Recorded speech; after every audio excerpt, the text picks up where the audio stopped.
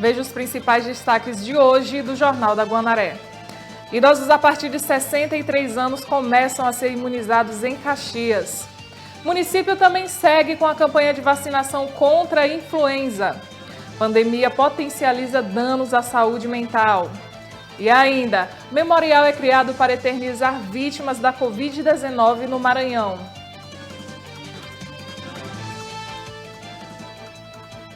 Quarta-feira, 14 de abril, o Jornal da Guanaré está no ar.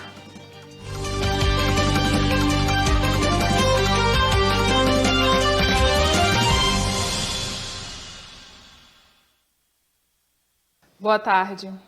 A gente começa a edição de hoje falando de um alerta que o Ministério da Saúde emitiu. Segundo ele, 1,5 milhão de cidadãos brasileiros não tomaram a segunda dose da vacina contra a Covid-19. De acordo com a coordenadora do Programa Nacional de Imunizações, é necessário que o esquema vacinal seja completado, ou seja, que seja tomada a segunda dose, mesmo se vencer o prazo. E agora nós vamos falar da campanha de vacinação contra a influenza. Caxias segue imunizando o público alvo da primeira etapa, que são gestantes, puérperas, profissionais da saúde e crianças menores de 6 anos. A procura foi tímida em alguns locais no primeiro dia de vacinação contra a influenza em Caxias. A coordenadora da Vigilância Epidemiológica do município destacou realmente que não precisa pressa. Basta uma pessoa levar a sua criança, não precisa ser o pai, a mãe, ou mais alguém da família, vá só um da família com a criança, a gestante também vá sozinha. Então, assim, procurar ir o menos acompanhado possível para não evitar, para não causar, na verdade, aglomeração, né? E as unidades também a gente recomendou como estratégia só deixar entrar a criança com o acompanhante, só um, né? E se for adulto, só entra aquele que vai ser vacinado. A campanha nacional de vacinação contra a gripe, esse ano, deu prioridade a um grupo específico. Crianças de 6 meses a menores de 6 anos. Então, aquela criança que ainda não completou os 6 anos, né? Ela pode sim tomar a vacina. E também vai ser contemplada as grávidas, né, gestantes, né? Estão também nesse grupo, primeiro grupo. Também puérperas, né, até 45 dias após o parto. E profissionais da saúde. Esse é o primeiro público que vamos vacinar. Nesse primeiro momento, foram distribuídas nas unidades básicas de saúde da zona rural e urbana 6.750 doses. É importante que a pessoa que vai tomar vacina leve o cartão do SUS, a carteirinha de vacinação e um documento de identificação. Aquelas pessoas que não têm tempo para tomar vacina durante o dia, as unidades básicas de saúde que funcionam à noite também estarão vacinando. A exemplo dessa daqui, no bairro Castelo Branco. E a orientação que a gente tem do Ministério é que priorize, quem é do grupo que pode tomar a Covid, priorize a Covid. Tome primeiro, espere 14 dias pelo menos, né, para tomar a da influenza. Não deve ser tomada simultaneamente. Quem está gripado pode tomar a vacina logo da gripe? Não, deve esperar passar os sintomas, né? Porque às vezes tem até pessoas que queixam-se, né? Eu tomei a vacina da gripe e fiquei muito gripado.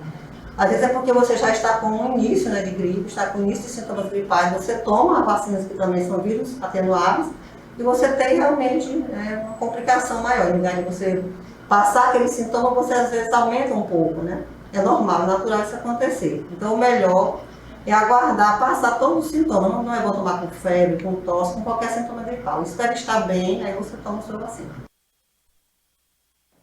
A CPI dos combustíveis realizou a primeira fiscalização nos postos do estado.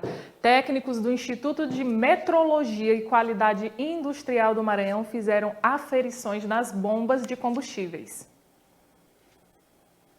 Esta foi a primeira fiscalização feita pela CPI dos combustíveis em postos da capital. Técnicos do IMEC, o Instituto de Metrologia e Qualidade Industrial do Maranhão, fizeram aferições nas bombas de combustíveis. O presidente da Comissão Parlamentar de Inquérito observou que a CPI tem muito trabalho pela frente e tem como objetivo garantir um preço justo dos produtos para os consumidores maranhenses. Nessa oportunidade está sendo a primeira fiscalização em loco. Nós oficiamos o IMEC, o Instituto de Metrologia, órgão delegado do IMETRO, para que fizesse realmente um pente fino em todas as bombas. São testes, por exemplo, muito importantes ao consumidor, como o teste da volumetria, para verificar se o valor que o consumidor paga, de fato aquele valor está sendo colocado no tanque de combustível. Testes que verificam todos os lacres, se estão intactos ou não, e é muito importante porque qualquer tipo de alteração vai gerar um impacto nocivo ao consumidor. Neste posto, na estrada da Maioba, até o comprimento das mangueiras de combustíveis foram verificadas para saber se atende às determinações legais. O técnico do IMEC falou dos procedimentos realizados. Nós fizemos a cronometragem da vazão, fizemos a litragem, né? 20 litros, a medida de 20 litros, né? Medimos a mangueira, a vazão de bico e o equipamento em si. A questão de lacres, está tudo ok. Os membros da CPI vêm se reunindo todas as segundas-feiras em sessões remotas e deliberando sobre vários assuntos. A CPI, ela não tem o objetivo de criminalizar dono de postos. Ela tem o seu objetivo de baixar o preço dos combustíveis. Nós temos que encontrar a solução envolvendo toda a cadeia produtiva, desde a Petrobras, a distribuição, os postos de gasolina, os impostos federais e estaduais, então toda uma cadeia da produção dos combustíveis. A CPI ganhou apoio da população. Este aposentado ressalta que o poder público tem mesmo que agir porque os consumidores estão pagando um preço alto pelos combustíveis. Está um absurdo, daqui a pouco a gente tem que trocar o carro por uma bicicleta, porque não tem mais condição. Você bota R$100 de combustível, vai no centro e volta, acabou. Então eu acho que está um absurdo, tem que dar uma parada nisso aí. Nesta primeira fase da CPI, 10 postos de combustíveis foram escolhidos para a vistoria. E a expectativa é que a fiscalização seja realizada em um espaço curto de tempo e logo os resultados serão divulgados. Os cemitérios de Caxias estão sendo limpos e passando por reparos. Além disso, a Secretaria Municipal de Limpeza Pública continua com o trabalho de retirada de entulhos, poda de árvores e coleta do lixo doméstico. No período chuvoso é comum que alguns locais da cidade precisem de capina. Os cemitérios são alguns desses locais. O mato cresce muito rápido. De acordo com a Secretaria Municipal de Limpeza Pública, no município existem hoje 23 cemitérios. 17 deles são na zona urbana. Nesse período chuvoso é muito propenso ao crescimento de matos, no capim, nos cemitérios. E devido à pandemia, devido às mortes que estão havendo, então está sendo feito bastante sepultamentos e nós tivemos a preocupação do prefeito, preocupado com isso, exigiu que a gente fizesse a limpeza de todos os cemitérios da cidade, antes mesmo até do tempo de finados. O cemitério do Ipem é um dos que já estão recebendo as equipes de limpeza. Operários fazem o trabalho de capina e serão feitos também alguns reparos na estrutura. Olha, nós vamos limpar todos os cemitérios aqui da cidade. Já limpamos o de Remédio, limpamos o da Olaria, do Alto da Cruz, limpamos estamos hoje dando o cemitério do Ipem. A limpeza pública é um serviço essencial. Nós nunca paramos, na realidade nunca paramos, estivemos aqui todos os dias e trabalhando para ver se mantém a cidade em ordem, limpa e com segurança, para que nossos moradores se sintam seguros. O volume de vendas do comércio varejista cresceu 0,6% em fevereiro na comparação com o primeiro mês do ano. O resultado divulgado pelo IBGE interrompe uma sequência de 2 quedas consecutivas. Nós falamos aqui do centro de Caxias, da área comercial da cidade, para falar sobre o desempenho do comércio. Depois de uma queda na passagem de dezembro para janeiro, queda de 0,2%, houve um aumento de janeiro para fevereiro de 0,6%. É um número pequeno, porém já é alguma coisa relacionada aí ao comércio que está reagindo aos poucos, ainda sob os efeitos aí da Covid-19. A Covid-19 trancou as pessoas em casa, alguns setores cresceram e outros nem tanto. Vamos citar aqui, por exemplo, setores que tiveram alta nesse período. Setores como livros, venda de livros, jornais, revistas, papelaria, cresceram 15,4% nesse período de janeiro para fevereiro. Tecidos, vestuário e calçados também cresceram 7,8%. Móveis e eletrodomésticos, 9,3%. Os hipermercados e supermercados, produtos alimentícios, bebidas e fumo também cresceram, mas nem tanto, 0,8%. Já os produtos, já setores, na realidade, que tiveram queda foram, por exemplo, produtos de uso pessoal e doméstico, menos 0,5%. Combustíveis e lubrificantes, menos 0,4%. Artigos farmacêuticos, médicos, ortopédicos e perfumaria, além de cosméticos, menos 0,2%. Então, esse é um panorama dado aí pelo Instituto Brasileiro de Geografia e Estatística, o IBGE, nessa passagem de janeiro para fevereiro. Agora é esperar para saber se o auxílio emergencial que começa a ser pago agora também vai repercutir alguma coisa na economia.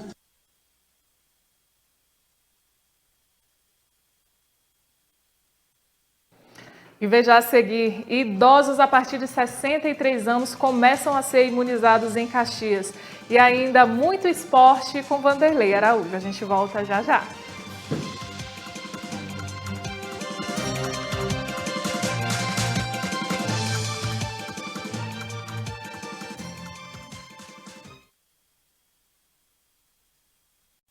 De volta com o segundo bloco do Jornal da Guamaré, são 12 horas e mais 17 minutos e você já sabe que agora nós vamos acompanhar os dados do boletim epidemiológico das últimas 24 horas aqui de Caxias.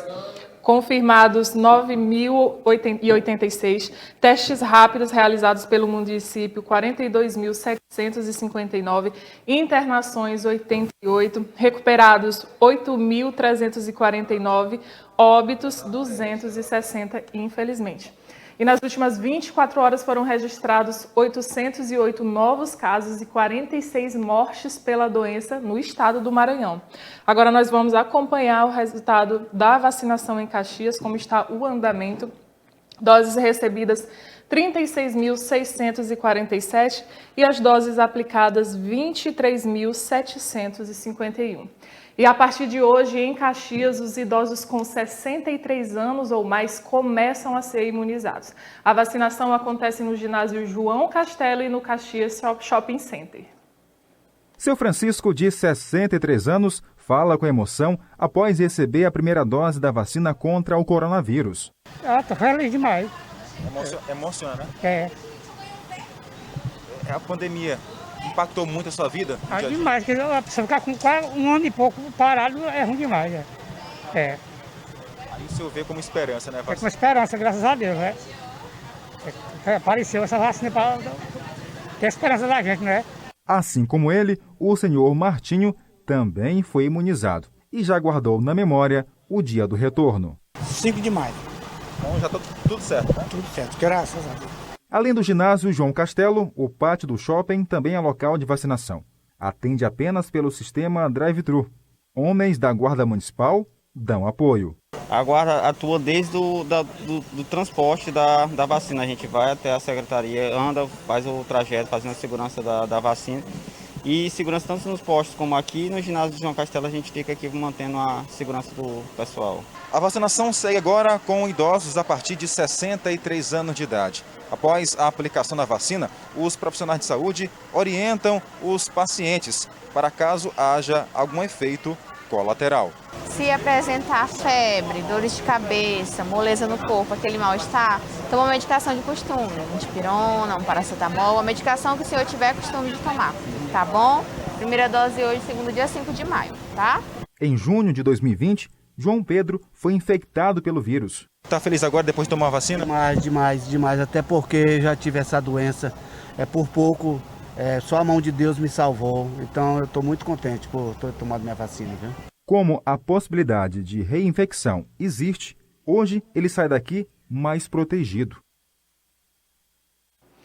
E nessa semana chegou em Caxias mais 2.365 doses das vacinas Coronavac e AstraZeneca contra a Covid-19.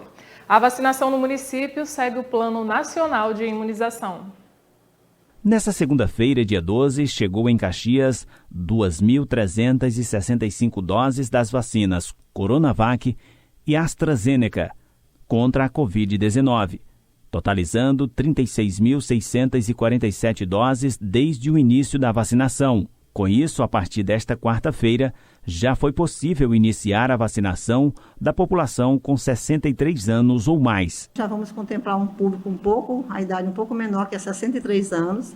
O plano que a gente tem, a previsão que na próxima semana a gente consiga já fazer a partir de 60. Verônica Aragão destaca que Caxias, desde o começo da vacinação, sempre recebeu as vacinas por realizar os devidos lançamentos das informações e estar dentro do critério estabelecido pelo governo do estado de enviar as vacinas somente para os municípios que tiverem acima de 70% das vacinas enviadas aplicadas. A última que nós recebemos foi anteontem, né? A gente recebeu dose de vacina e isso comprova que a gente tem alcançado o percentual esperado, né? Que o estado só manda se você tiver pelo menos 70%, né, feito. A coordenadora da Vigilância Epidemiológica afirma que, graças a essa parceria com o governo do estado, está sendo possível vacinar todos os públicos com mais facilidade. Eles entraram com a equipe vacinando, né? A vacina chegou para eles e o município entrou com a contrapartida de oferecer os insumos, né?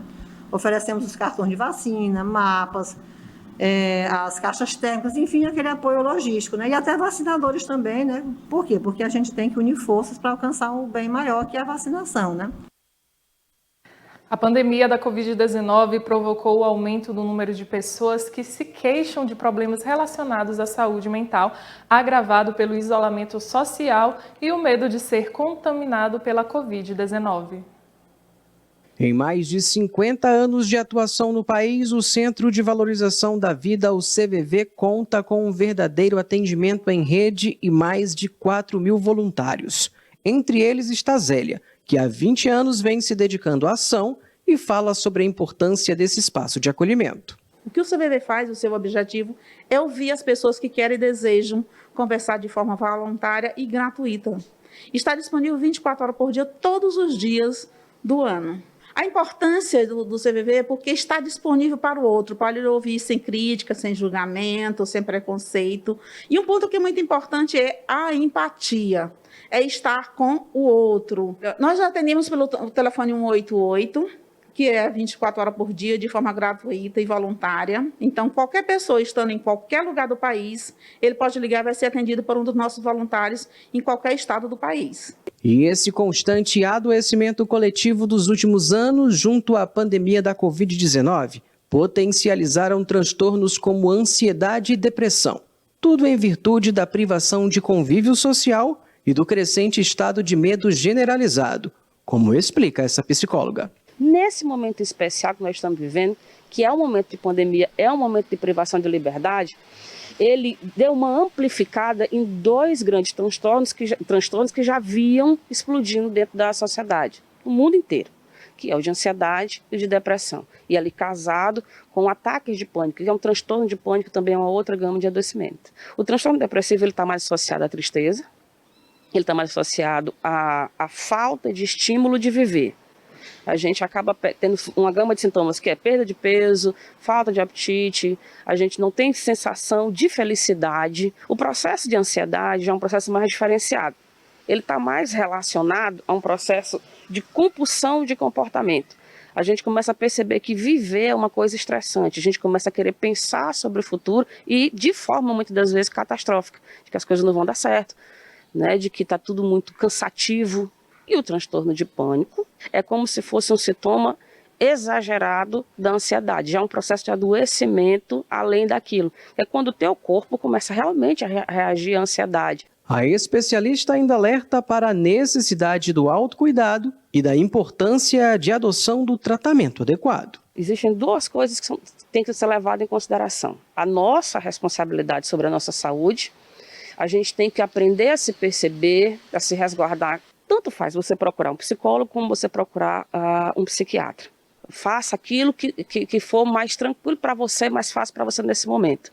Mas todos dois são profissionais da saúde mental. O importante é você se perceber, se respeitar, tomar responsabilidade por você e procurar ajuda. E agora chegou o momento de falar sobre esporte com ele, Vanderlei Araújo. Quais são as novidades para hoje? Boa tarde. Boa tarde, Catarina. Boa tarde, você de casa. E olha só, hoje a gente tem o Super Clássico Maranhense, que é o jogo entre Sampaio Corrêa e Moto Clube. A partida acontece às 8h30 da noite no estádio Castelão. E o Jefinho falou aí, após o treino de ontem, falou da expectativa para esse jogo de hoje. O jogo é importante para nós, né? A gente sabe que clássico é jogo decisivo. A nossa equipe já está estudando bastante a equipe do Moto, mas a gente tem que se manter na liderança também, a gente tem que fazer uma boa partida, sair daqui com resultado positivo, que daí vamos dar sequência no Campeonato Maranhense, com a nossa boa fase que a gente estamos fazendo. Portanto, o Jefinho, goleador da equipe do Sampaio Corrêa, atualmente, e vai ser um grande clássico. O jogo entre Sampaio e Moto Clube sempre é um clássico. É o vice-líder Moto Clube contra o líder da competição, Sampaio Corrêa, além de toda a rivalidade que eles já têm aqui no Maranhão. Mas o técnico Rafael Guanais falou aí sobre a sua estadia na equipe do Sampaio Corrêa e todo esse período até aqui que ele tem treinado a equipe. Nós estamos em processo, estamos numa primeira etapa de processo de assimilação, de adaptação.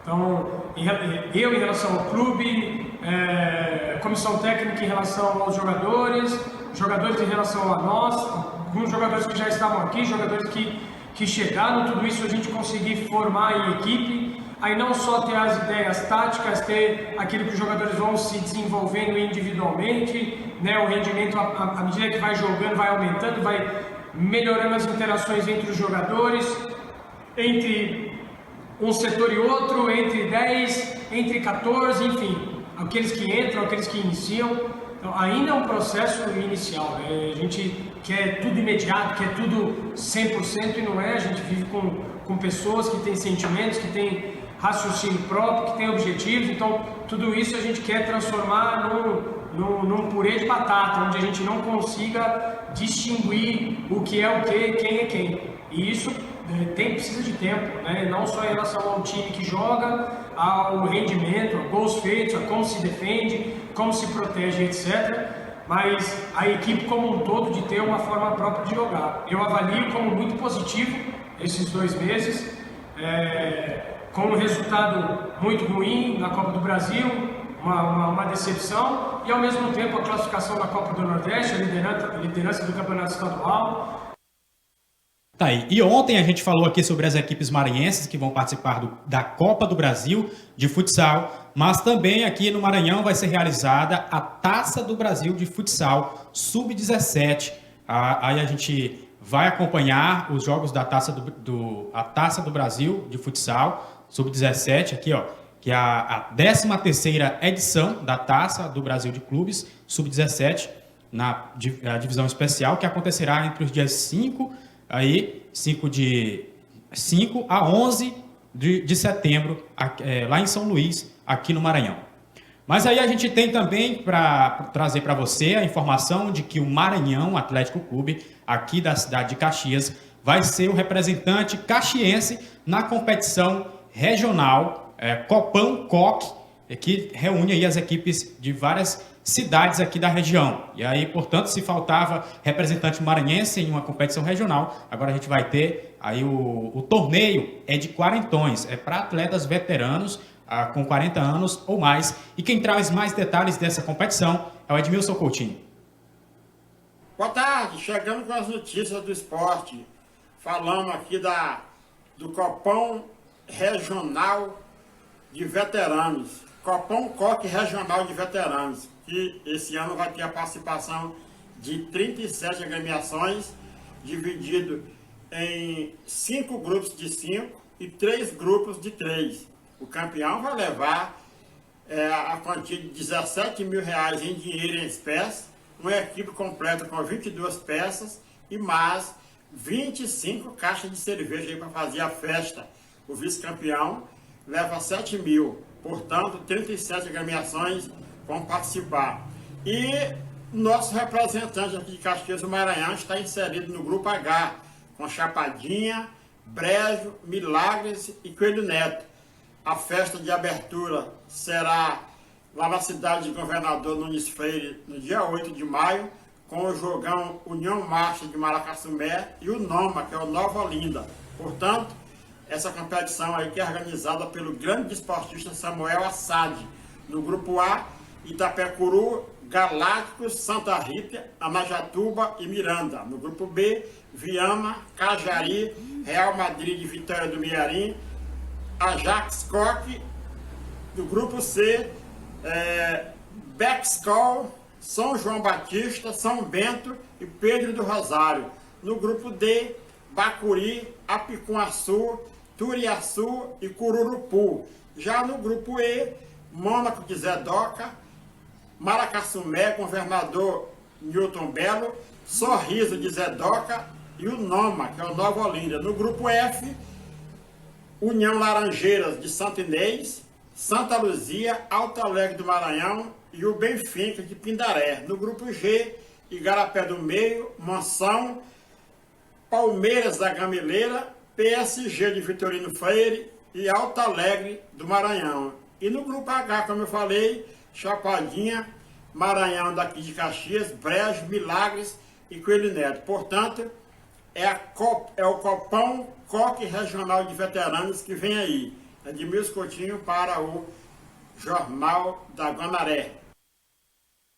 E na Libertadores, ontem o Santos conquistou a sua vaga e hoje quem vai tentar aí se classificar para a fase de grupos é o Grêmio. E quem traz as notícias, os detalhes dessas duas partidas é Nonato Santos. O Grêmio decide a sua sorte hoje. Precisa vencer. 1-0 já serve. Empate favorece ao seu adversário Independente Del Valle. E o Santos passou ontem. Sofreu. Mas sofreu. Foi obrigado o goleiro João Paulo a fazer um monte de defesas espetaculares, algumas até chamadas de milagrosas, para segurar. E veja só, o Santos jogou com um jogador a mais boa parte do jogo. E mesmo assim quase que não dá certo. Mas é torcer para que o Grêmio hoje não enfrente tanta dificuldade, mas já anunciou hoje que o lateral direito Diogo está de Covid e não vai jogar. Mas é torcer para que quem entrar possa substituir a altura e o Grêmio conseguir passar para a fase de grupos da Taça Libertadores da América. Nós já temos 7. Se o Grêmio passar, teremos 8 representantes. Tá bom, gente? Boa tarde e até a próxima. Tchau. Tá aí, portanto, e está sendo disputado também ainda o Campeonato Maranhense Feminino, que não terminou, na verdade o de 2020, que não terminou ainda, está sendo disputado um triangular. E ontem foi realizada uma partida, o Cefama enfrentou o Viana e o jogo foi 0-0. Mas agora vamos falar de Liga dos Campeões, dois jogos surpreendentes ontem. E aí hoje tem as duas partidas. Ontem a gente conheceu os dois classificados para as semifinais. Aí as equipes do PSG, né? E hoje vão jogar também aí mais 2 jogos para decidir quem serão os 2 semifinalistas. E quem vai trazer detalhes sobre a Liga dos Campeões é o Nonato Santos.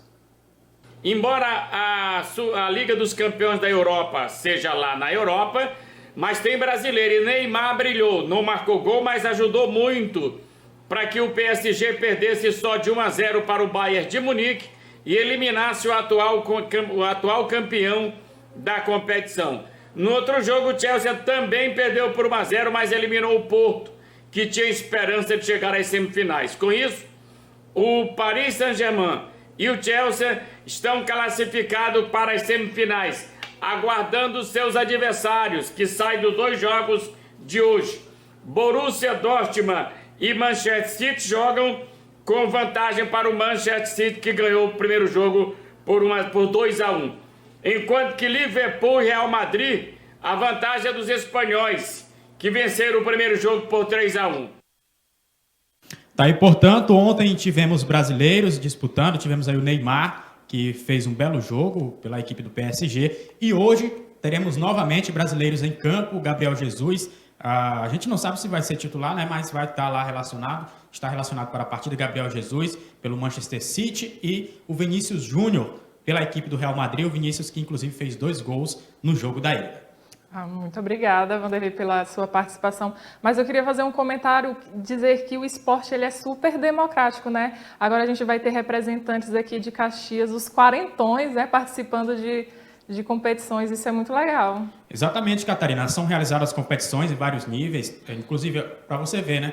Vai ser realizada a Taça do Brasil Sub-17 de futsal, e aí a gente já vê na outra modalidade mudando para uma categoria mais elevada, já para os veteranos, né? O pessoal que já está... Esporte para todas as idades. Para todas as idades. O pessoal do veteranos, aqui de Caxias, o Maranhão, e vão participar dessa competição. A gente, claro, vai estar acompanhando eles durante todo o campeonato. E torcendo muito para eles. Obrigada, Vanderlei. Até amanhã. Obrigado, Catarina. Obrigado a você de casa e até amanhã. E veja, depois do intervalo, encerra hoje prazo de inscrição para o SISU. E ainda, a campanha Abril Azul tem como objetivo conscientizar a população sobre o transtorno do espectro autista. A gente volta já já.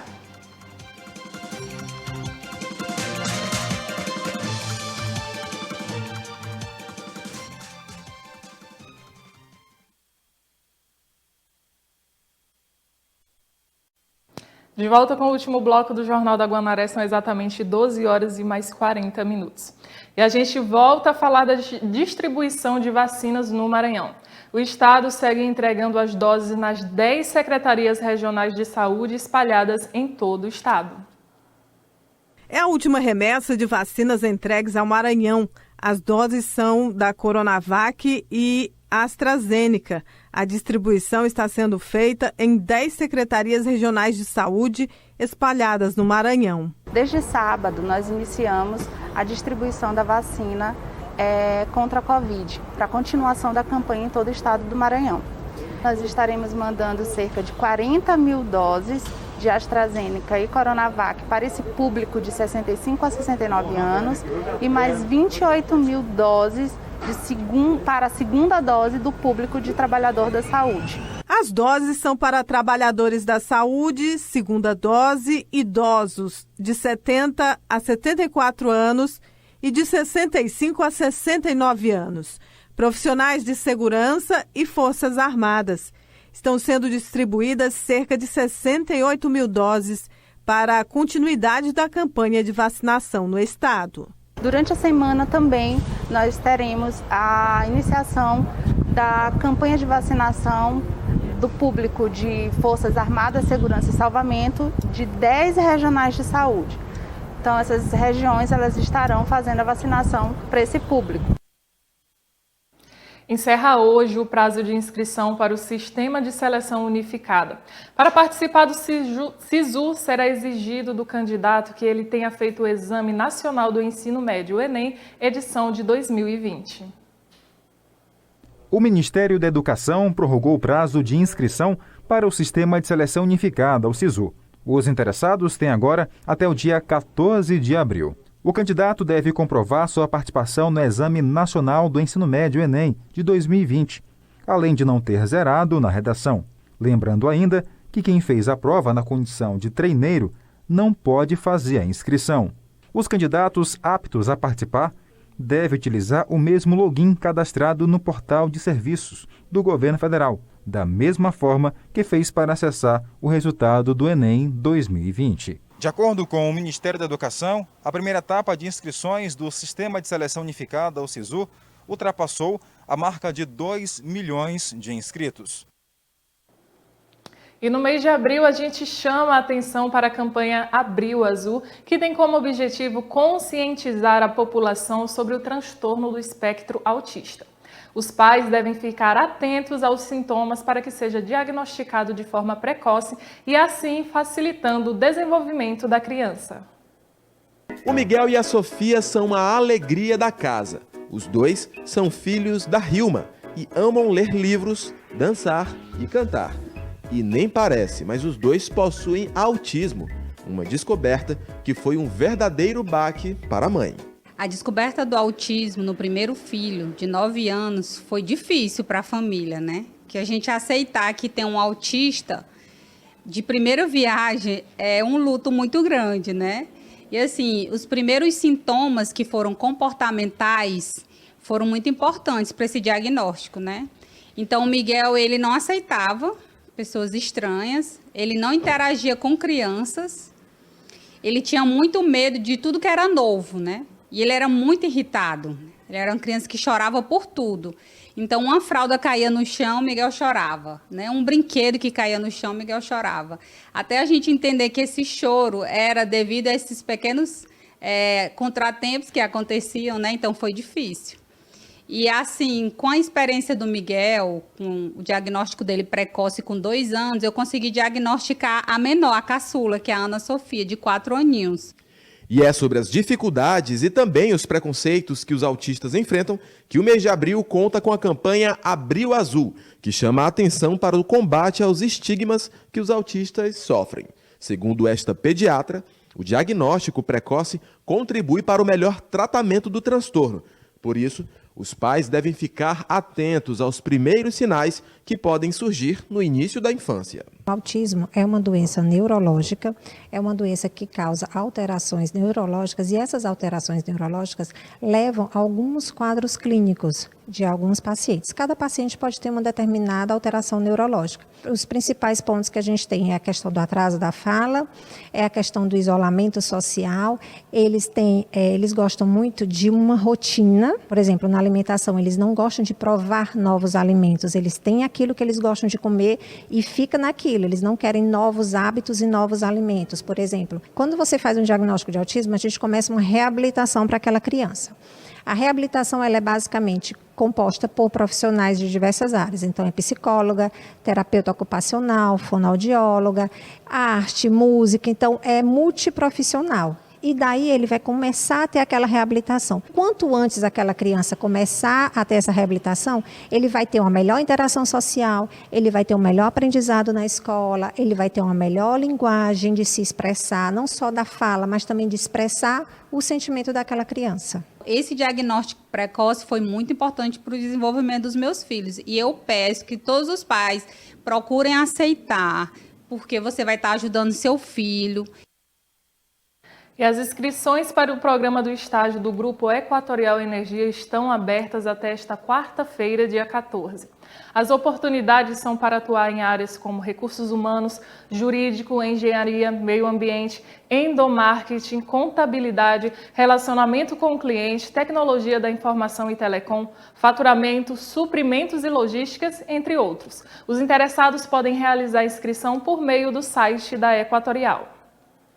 12 horas e mais 46 minutos, um site criado por um caxiense reúne histórias de pessoas que foram vítimas da Covid-19 no Maranhão para que elas permaneçam na memória daqueles que aqui ficaram.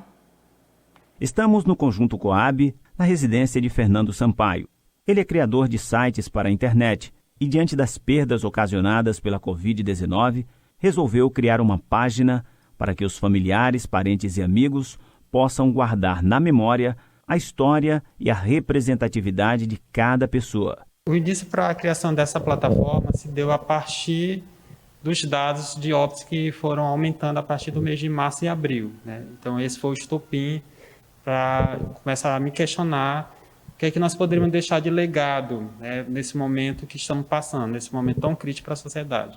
Aldaíris Rocha, Francisco de Assis Carvalho Júnior, Íris de Jesus Chagas, João Alves, são alguns dos nomes que já estão no memorial. A plataforma é de uso livre, é de uso gratuito, qualquer pessoa pode entrar e contar a sua história. E ela será bem-vinda para esse acervo digital. O site eternosma.com.br é uma plataforma livre e qualquer pessoa pode deixar a história de seu familiar ou conhecido vítima de Covid-19 no estado do Maranhão. O objetivo central do memorial, do projeto, é eternizar essas histórias desses maranhenses, né? Pessoas comuns do dia a dia, trabalhadores autônomos ou não. Então, o principal objetivo é eternizar essas memórias e fazer com que eles sejam lembrados. E creio que pelo lugar social de historiador, nós temos essa responsabilidade de contar a história também desse momento que estamos vivendo. A empreendedora Priscila Mesquita, que perdeu a mãe, fala sobre a perda para uma doença que não permite sequer um velório digno para os familiares e como a plataforma digital pode eternizar nos corações a imagem e a história das pessoas que foram o amor de alguém em vida. São tantas vítimas que infelizmente acaba virando números. E essa plataforma é tão maravilhosa porque você vai ver foto, você vai ver a história. Quando você der saudade, você vai lá e você vê outras pessoas que também infelizmente foram vítimas, mas não serão esquecidas, porque a plataforma está sendo um instrumento para mantê-las vivas.